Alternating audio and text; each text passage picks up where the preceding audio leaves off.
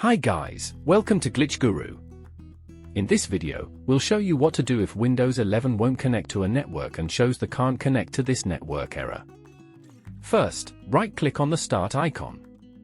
Now, select the Device Manager from the list. Here, double-click on Network Adapters to expand it. After that, right-click on the Wi-Fi driver.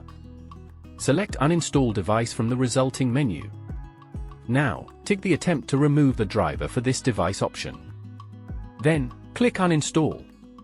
Once removed, restart your PC and Windows will automatically reinstall the Wi-Fi driver. After that, you won't see the can't connect to this network error.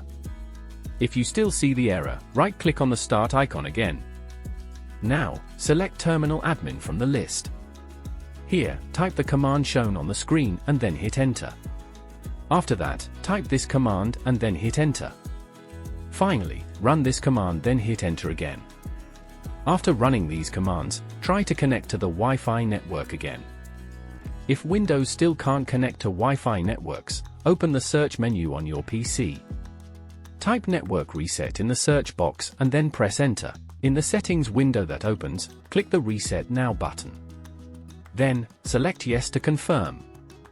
If nothing else works, your last option is to perform a power cycle. To do this, turn off your computer or laptop and unplug everything including the power cord. If you have a laptop, remove the battery if possible. After that, press and hold the power button for 60 seconds.